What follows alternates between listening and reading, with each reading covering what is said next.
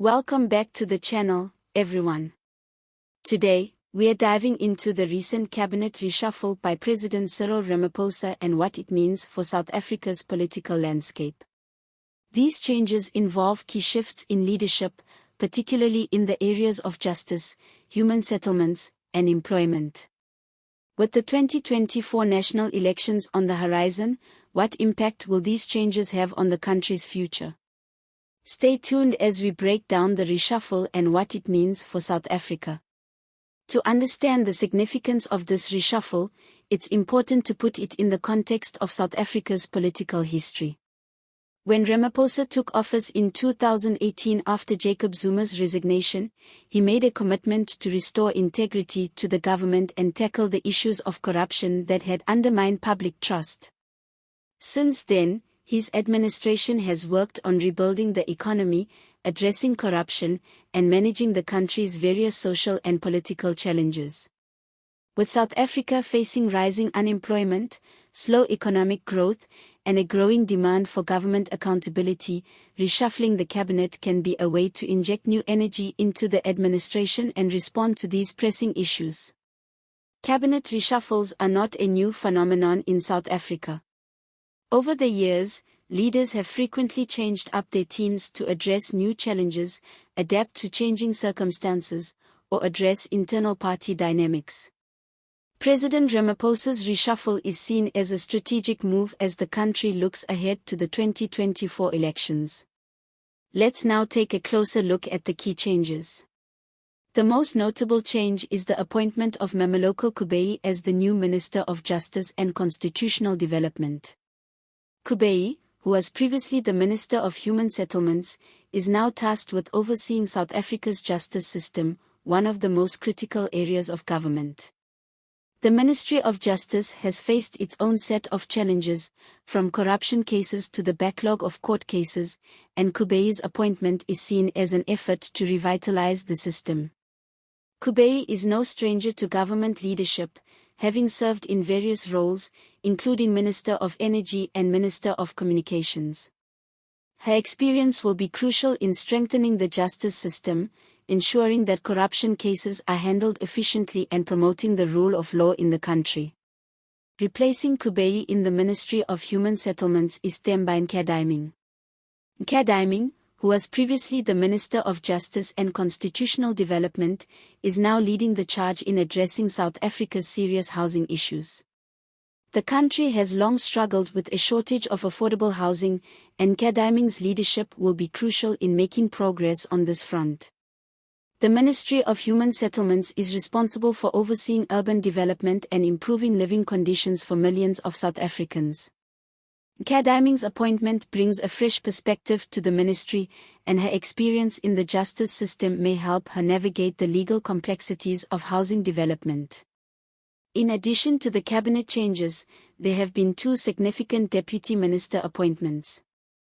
Mmamoloko has been named the new Deputy Minister of Mineral Resources and Energy.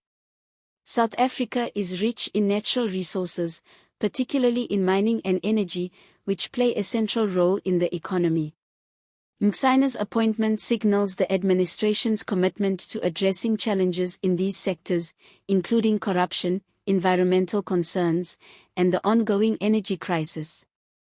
The country has been facing electricity shortages for years, and Mmamoloko's role will be key in ensuring that the country's energy and mining industries are better managed and more sustainable.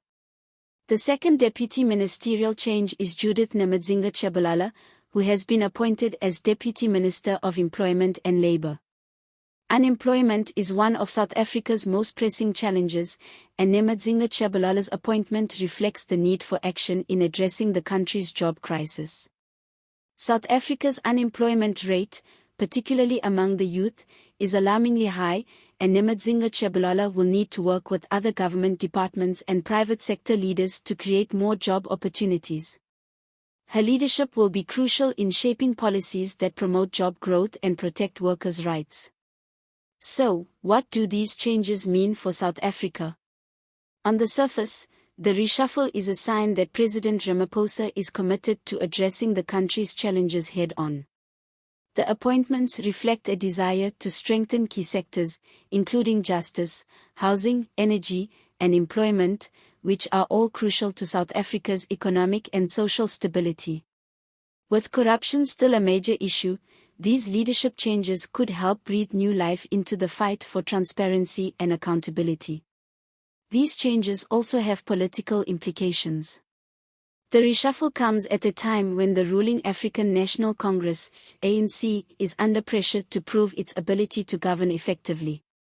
The 2024 elections are just around the corner, and Ramaphosa's moves to make these changes could help the ANC maintain its credibility. As the country's economic and social challenges continue to mount, the ANC's success in delivering on promises will play a large role in the upcoming elections. Looking ahead, the future of these appointments will depend on how well these new leaders are able to meet the expectations of the South African people. Kubayi's leadership at the Ministry of Justice will be under scrutiny, especially in terms of handling corruption cases and improving the efficiency of the justice system. Nkadiming's role in human settlements will be crucial for addressing housing inequality and improving living conditions. Meanwhile, Msina's work in the mining and energy sectors and Nemadzinga Chabalala's efforts to reduce unemployment will be closely watched. As we look to the future, it's clear that these reshuffles are not just about leadership changes, they reflect the country's need for real solutions to its challenges. The next few years will be pivotal for South Africa as it grapples with issues of economic inequality, job creation, and effective governance. These cabinet changes represent an attempt to steer the country toward a brighter future, but the success of these efforts will depend on the ability of these new leaders to deliver real change. What do you think of these changes? Will these new appointments help South Africa tackle its challenges, or are they simply a reshuffling of the same problems?